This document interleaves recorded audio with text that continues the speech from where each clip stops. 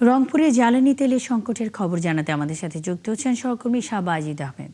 বাজিদ, পাম্পগুলোতে জ্বালানি পরিস্থিতি কেমন, কি প্রভাব পড়েছে এই সংকটের কারণে?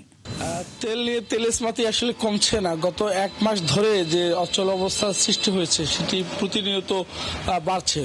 স্থানীয় প্রশাসন অনেকভাবেই চেষ্টা করছে। ইতিমধ্যেই কিন্তু যে ডিপোগুলোতে বিজিবি মোতায়েন করা হয়েছে এবং যেগুলো পাম্প রয়েছে পাম্পে একজন করে ট্রাক অফিসার দেওয়া হয়েছে। তারপরেও অচল অবস্থা কাটছে না। প্রতিদিন যে পাম্পগুলোতে তেল দিচ্ছে সেই পাম্পগুলোতে অসংখ্য মানুষ, অসংখ্য যারা মোটরসাইকেলের যাত্রী তারা কিন্তু অপেক্ষা করছে এবং কর্মঘণ্টা তাদের নষ্ট হচ্ছে ঘন্টার পর ঘন্টা এবং 4-5 ঘন্টা লাইনে থেকে 200 টাকার তেল পাচ্ছে। আমরা এখন আছি একটি পাম্পে, এখানকার যিনি ম্যানেজার ওনার সাথে একটু কথা বলতে চাই। আপনার সাথে কথা বলে জানতে চাই যে আপনার সপ্তাহে কয়দিন তেল পাচ্ছেন, কি পরিমাণ তেল পাচ্ছেন এবং এতে করে কি তেল সরবরাহ করা নিশ্চিত করা হচ্ছে কিনা?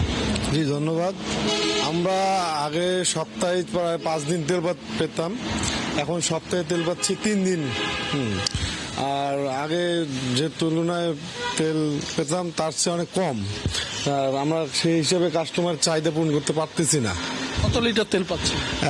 আমরা আগামীকাল, আজকে তেল পেয়েছি, গতকাল তেল পেয়েছি, পেট্রোল পেয়েছি 3000 আর ডিজেল পেয়েছি 4500।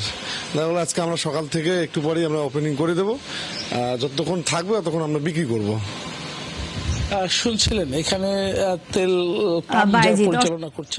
সঙ্গেই থাকবেন। রংপুরে জ্বালানি তেলের সংকটের খবর নিয়ে শাহ বাজিদ আহমেদ যুক্ত ছিলেন।